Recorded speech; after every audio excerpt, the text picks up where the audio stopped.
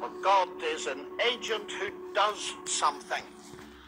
Dismissing such an agent, Hawking ascribes creative power to physical law. But physical law is not an agent. Hawking, it seems to me, is making a classical category mistake by confusing two entirely different kinds of entity: physical law and personal agency. Our physical laws are a description, usually mathematical, of what normally happens under certain given conditions. This is surely obvious from the very first example that Hawking gives in his book. The sun rises in the east.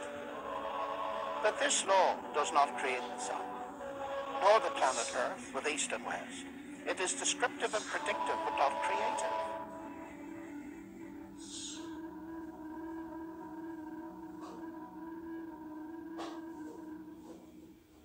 Similarly, Newton's laws of gravitation doesn't create gravity or the matter in which gravity acts. In fact, it doesn't even explain gravity, as Newton himself realized. But it's even worse. The laws of physics cannot even cause anything to happen. Newton's celebrated laws of motion never caused a pool ball to race across the table. That can only be done by people using a pool cue in the action of their muscles. Suppose, to make matters clearer, we replace the universe by a jet engine, and we are asked to explain it. Shall we account for it by mentioning the personal agency of its inventor, Sir Frank Whittle? Or shall we, following Hawking, dismiss personal agency and explain the jet engine by saying it arose naturally from physical law? Now, this would be absurd. It is obvious we need both levels of explanation in order to give a complete description. It is also obvious that the scientific explanation neither conflicts nor competes with the agent explanation. They complement one another. It is the same with explanations of the universe. God does not conflict or compete with the laws of physics as an explanation. God is actually the ground of all explanation, in the sense that he is the ultimate cause in the first place of there being a world for the laws of physics to describe. Now, there's more to this, because the laws of physics can explain how the jet engine works, but not how it came to exist in the first place. Jet engine needed the intelligence and creative engineering work of Whittle. Indeed, come to think of it, the laws of physics plus Frank Whittle could not actually produce a jet engine on their own. There also needed to be some material subject to those laws that could be worked on by Whittle. Matter, ladies and gentlemen, may be humble stuff, but it is not produced by laws. I submit to you that the world of strict naturalism, in which clever mathematical laws all by themselves bring the universe and life into existence, is pure science fiction.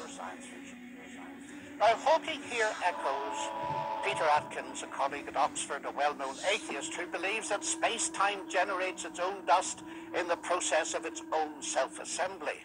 Atkins dubs this the cosmic bootstrap principle, referring to the self-contradictory idea of a person lifting himself by pulling on his own bootlaces. Philosopher of religion Keith Ward is surely right to say that Atkins' view of the universe is as blatantly self-contradictory as the name he gives to it, pointing out that it is logically impossible for a cause to bring about some effect without already being in existence. Ward concludes, between the hypothesis of God and the hypothesis of a cosmic bootstrap, there's no competition. We were always right to think that persons or universes who think to pull themselves up by their own bootstraps are forever doomed to failure. What perhaps all this goes to show is that nonsense remains nonsense even when talked by world-famous scientists. So the only alternative is an embodied mind, what theists call God. An embodied mind immaterial outside time and space.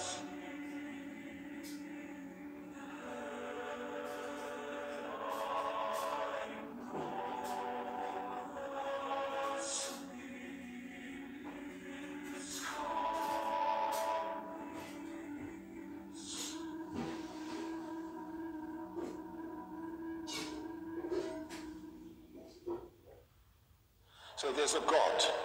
Then you have to say, but sorry, where did God come from? It's not a question I hear often answered. In order to recognize that an explanation is the best, You don't have to have an explanation of the explanation. In order to recognize that an explanation is the best, you don't have to be able to explain the explanation. Folks, this is an elementary point in the philosophy of science. Suppose astronauts were to find on the backside of the moon a pile of machinery there that had not been left by American or Russian cosmonauts. What would be the best explanation for that machinery? Well, clearly it would be some sort of extraterrestrial intelligence that had left the machinery there. And you don't have to have an explanation of who these extraterrestrials were or came from or how they got there or anything of that sort in order to recognize that the best explanation of this machinery is intelligent design. In order to recognize an explanation as the best, you don't have to have an explanation of the explanation. In fact, when you think about it, requiring that would immediately lead to an infinite regress of explanations.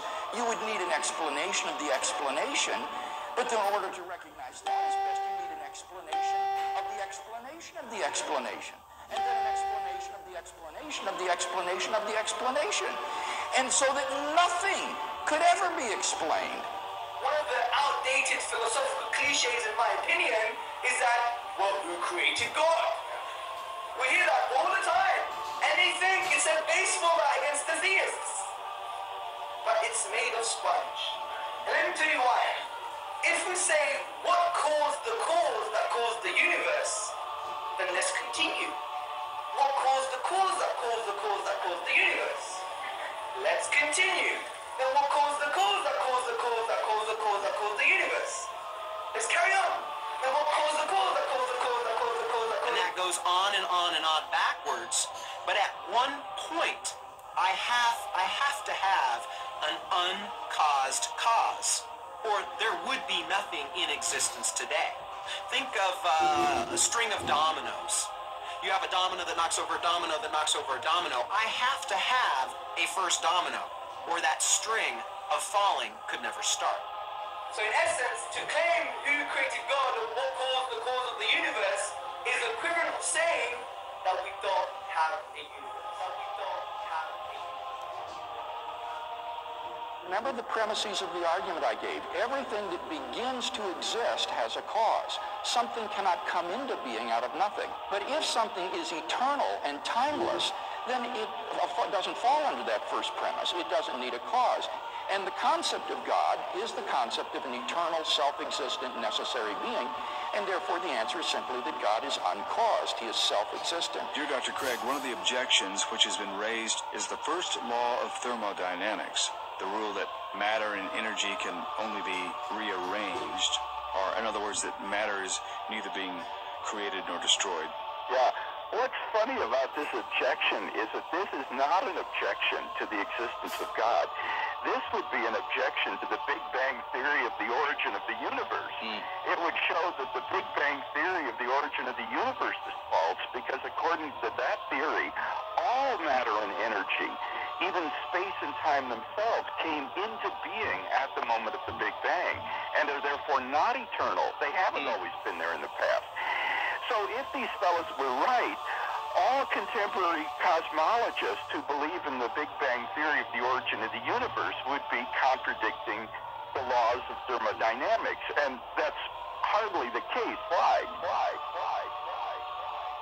Well, because the laws of thermodynamics, in particular the law of the conservation of matter and energy, only applies once the universe comes into being. It applies at every moment, at every time, and every point in the universe. But it doesn't apply to the origin of the universe itself. And that's why cosmologists don't consider that the law of conservation of energy and mass is violated by the Big Bang theory of the origin of the universe.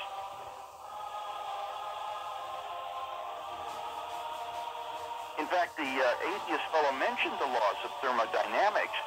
He might have wanted to talk about the second law of thermodynamics, which says that in a closed system, things tend toward increasing disorder.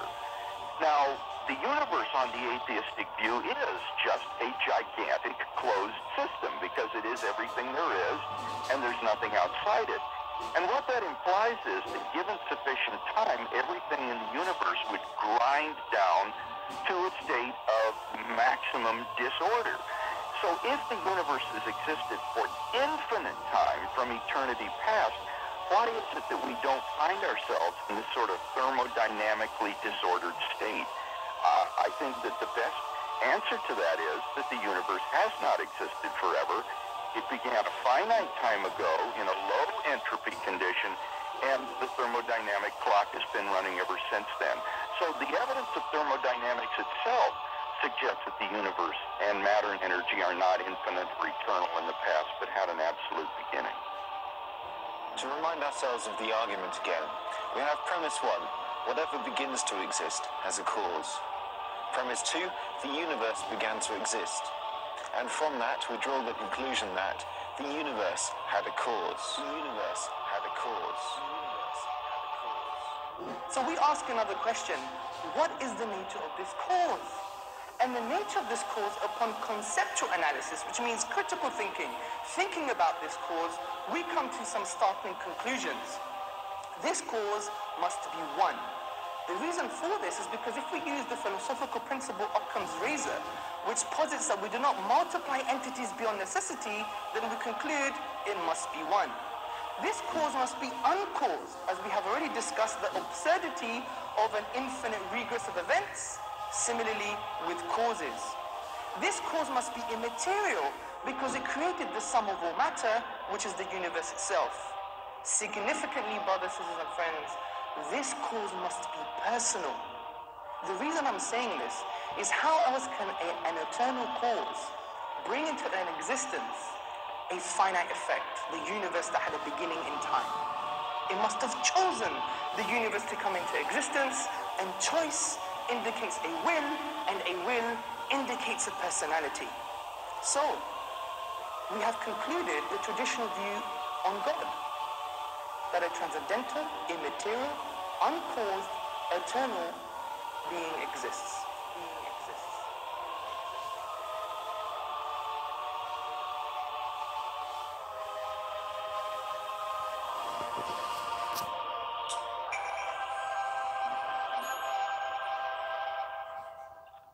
Some strange